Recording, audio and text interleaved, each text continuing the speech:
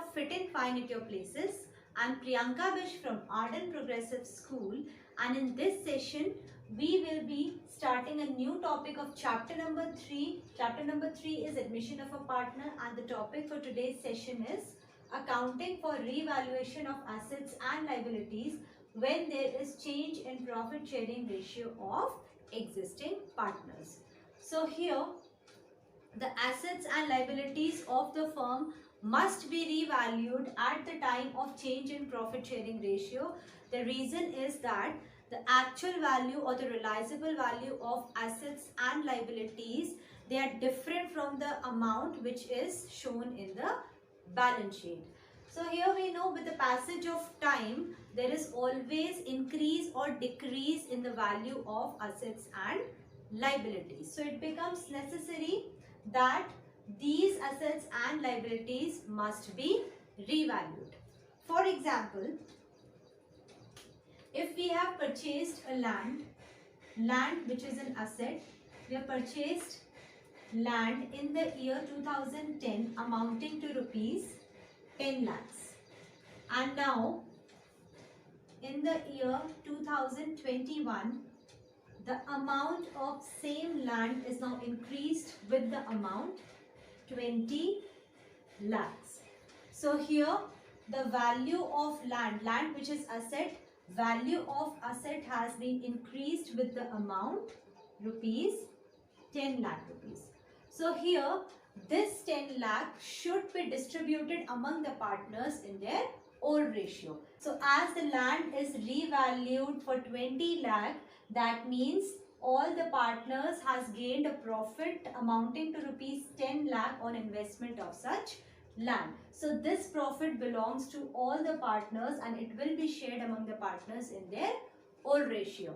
As we know, there is no record of such cases in any books of accounts. So it becomes necessary to revalue the assets and liabilities at the time of change in profit sharing ratio, because the change in value of assets and liabilities, it belongs to the period prior to the change in profit sharing ratio among the partners, and hence it must be shared by the partners in their old ratio. Now in this case there are two situations. First is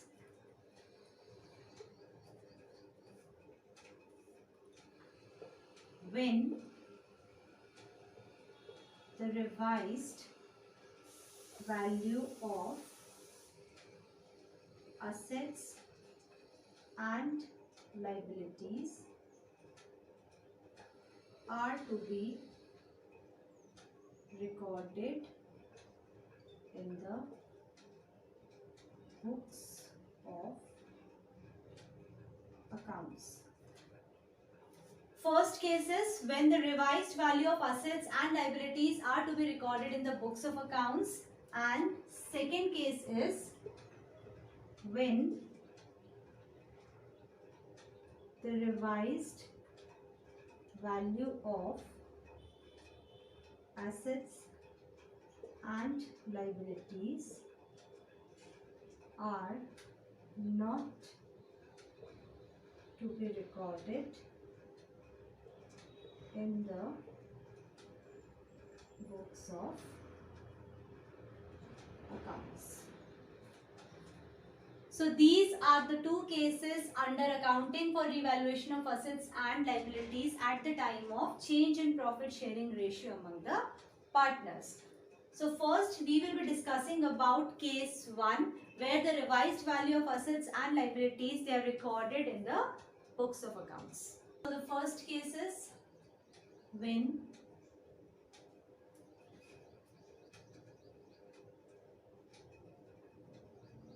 the revised value is recorded in the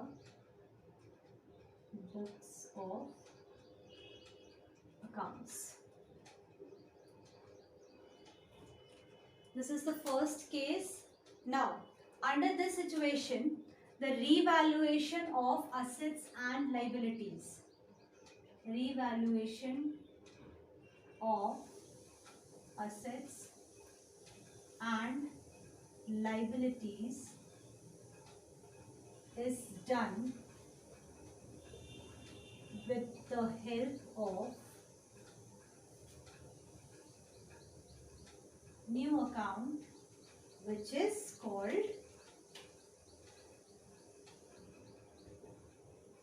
revaluation account. Now here in this case, the value of assets and liabilities, they are revalued with the help of a new account, which is called revaluation account. Revaluation account sometimes is also known as profit and loss adjustment account. So this means we will be preparing revaluation account so that we can easily revalue assets and liabilities. Second point is revaluation account is a nominal account. Now as we know, nominal account rule is debit all expenses and losses, credit all incomes and gain. So here all the expenses of the firm will be recorded on debit side and all the incomes of the firm will be recorded on credit side. So this means if there is loss in revaluation account, there is loss due to revaluation account,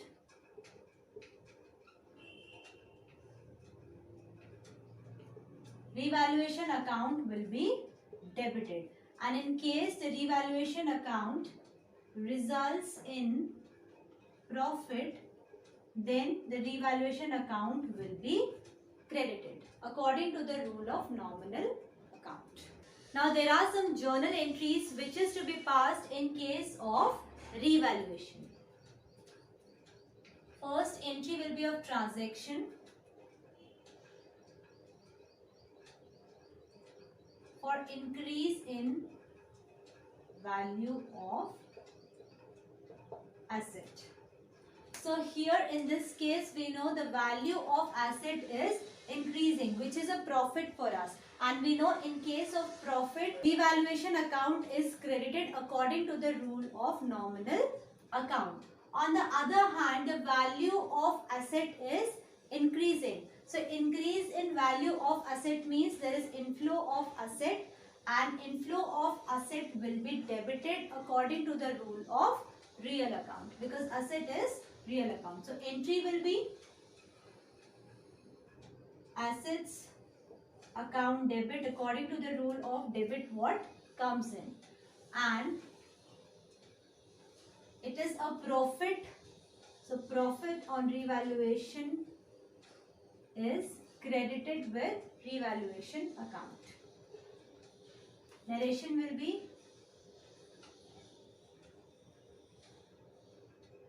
value of asset increased. Now next transaction will be for decrease in value of asset. Now here if the value of asset is decreasing, so it is a loss for us, and in case of loss revaluation account is debited.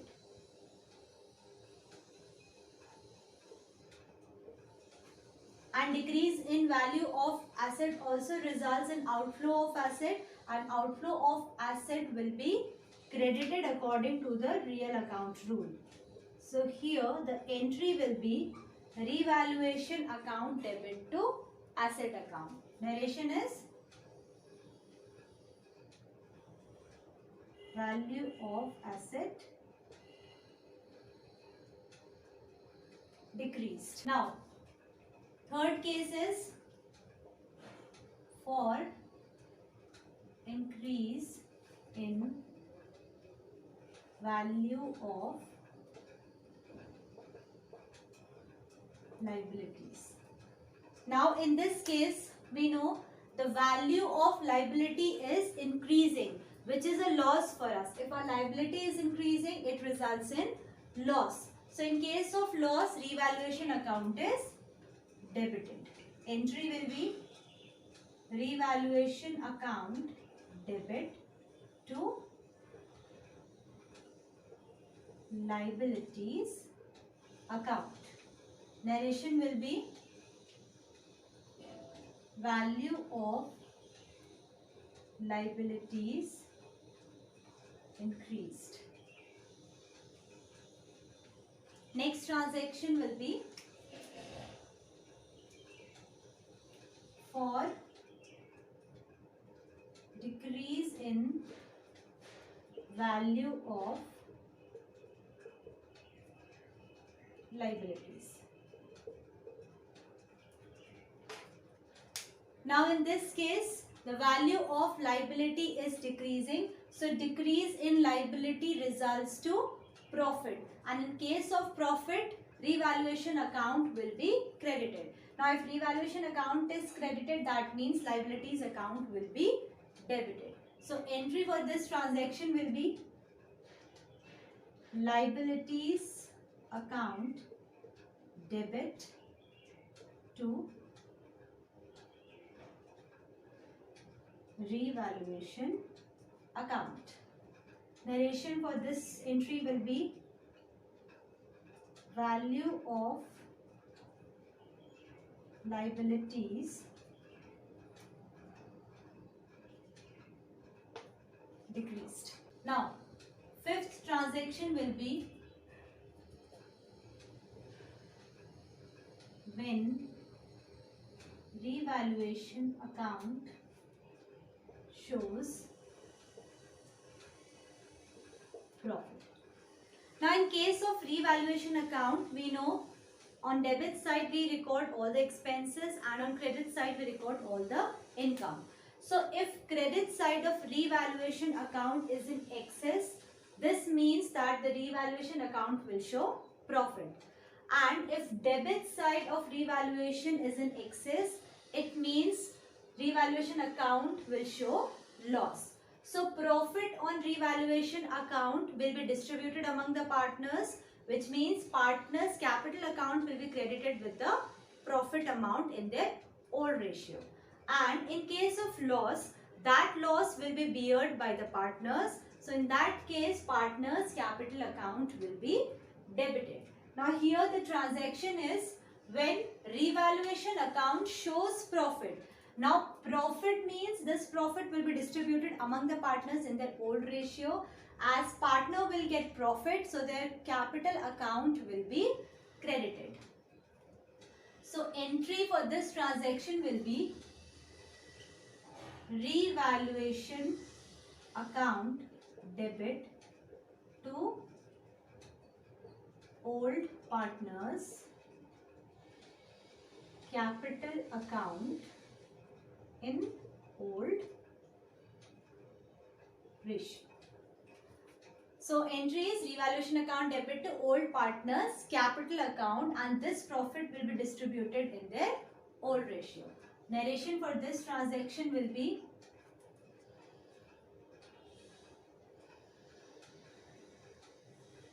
profit on revaluation distributed among the partners in their old profit sharing ratio. Now, the next transaction is, which is the last transaction, when revaluation account shows loss. Now in this case, loss will be borne by all the partners in their old profit sharing ratio. So if the partners are paying the amount of loss, that means partners capital account will be debited. So here journal entry for this transaction will be old partners capital account debit in old ratio to revaluation account. Narration for this transaction will be loss on revaluation account debited from partners capital account. So these were some journal entries which will be passed in case of revaluation account. So now we will be discussing about the format of revaluation account.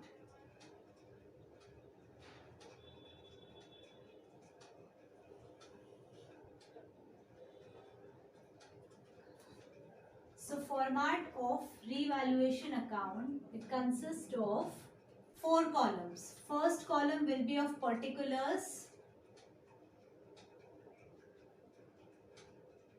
Second, amount. Particulars and amount of debit side. Then third column will be of particulars. And fourth column is amount, particulars and amount of credit side.